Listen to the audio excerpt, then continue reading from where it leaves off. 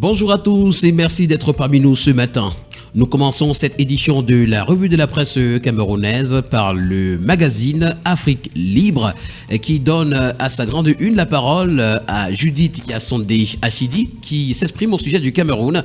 Le client doit être au centre de nos préoccupations. L'information complète à retrouver ce matin des pages 48 à 50.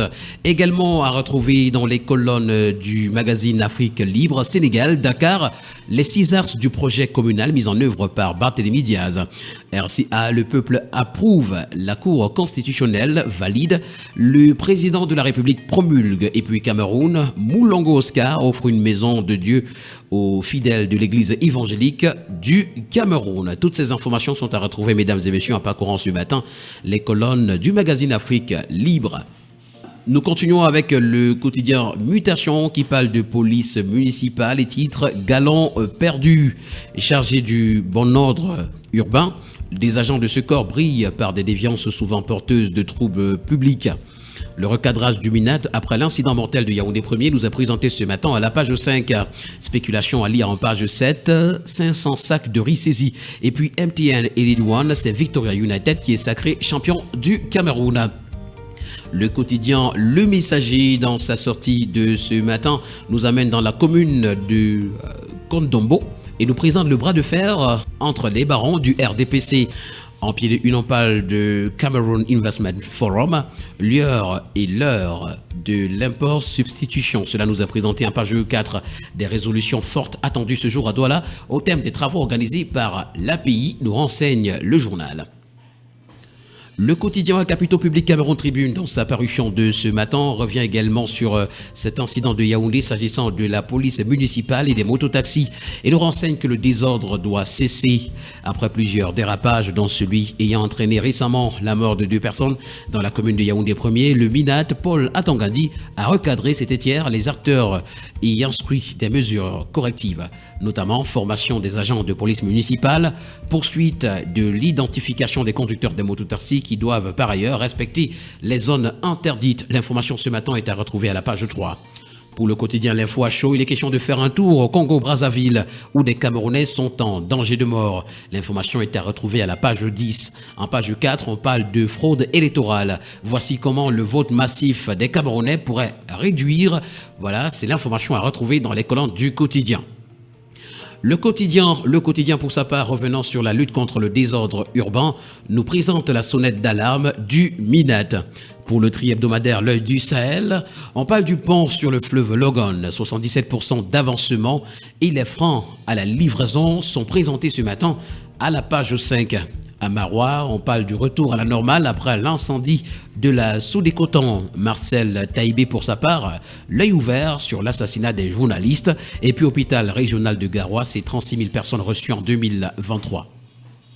Le quotidien L'économie, dans sa parution de ce 19 avril 2024, s'intéresse au cacao sans déforestation.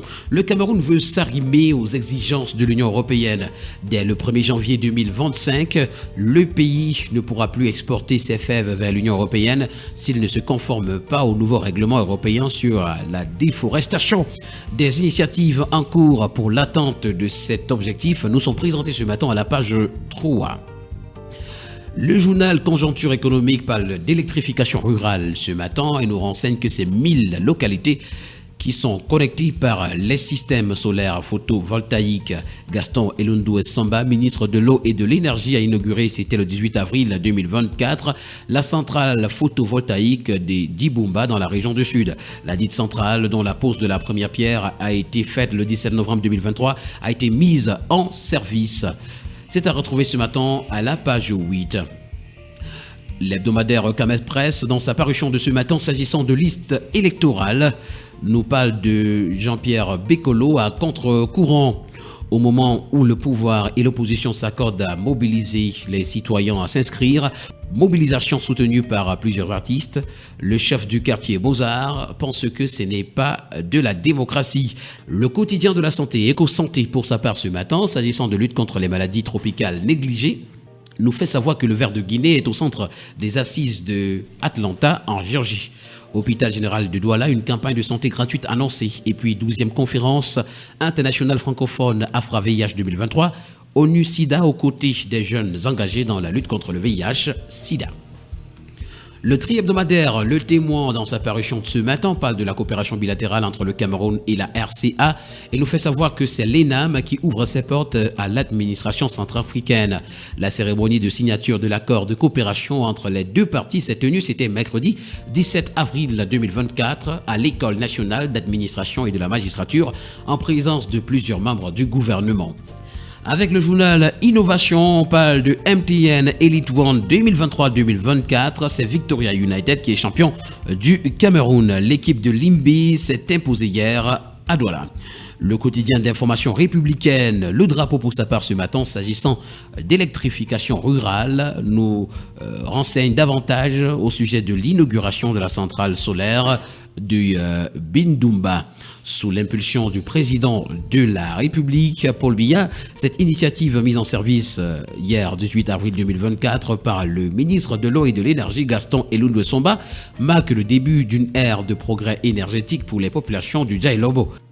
La voix du consommateur ce matin pour sa part revient également sur l'énergie électrique, mais cette fois-ci, le journal nous renseigne que des quartiers de Douala sont délestés. Depuis la nuit du 16 avril, plusieurs zones de la capitale économique sont sans électricité. Jusqu'à date, aucune communication n'a été faite par le ministère de l'Eau et de l'Énergie. L'entreprise Eneo, quant à elle, a pondu un communiqué laconique dans lequel elle fait savoir qu'un incident a été enregistré sur une ligne de transport 90 kV suite aux orages qui ont frappé la ville. Des quartiers administratifs et des affaires subissent des désagréments interminables et des milliers de ménages sont aux abois. Jusqu'à quand? C'est une interrogation à retrouver ce matin à la page 3 de la voix du consommateur. En petite une, on parle de pollution plastique. Le président du GECAM, interpellé par les écolos, congrès mondial des experts également, le Cameroun présent aux échanges de Paris. Et puis playoff Elite One, Victoria United sacré champion. Nous poursuivons cette revue de la presse ce matin avec l'hebdomadaire L'Avenir de Zéphirin Koloko qui parle également d'accès à l'électricité.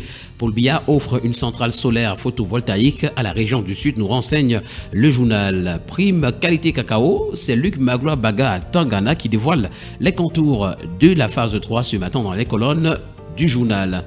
Pour le tri hebdomadaire Le Soir avec lequel nous mettons un terme à cette sortie de la revue de la presse camerounaise, on revient sur la lutte contre le désordre urbain. Le MINAT avise et appelle à la vigilance.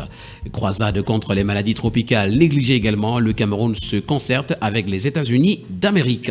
Mesdames et messieurs, voilà qui met en terme à cette sortie de la revue de la presse camerounaise. Merci d'avoir été des nôtres pour cette dernière édition de la semaine. On se retrouve lundi pour une nouvelle édition. D'ici là, portez-vous bien et surtout n'oubliez pas qu'acheter en journal, c'est participer à l'édification d'une société libre et transparente. Bon week-end à tous.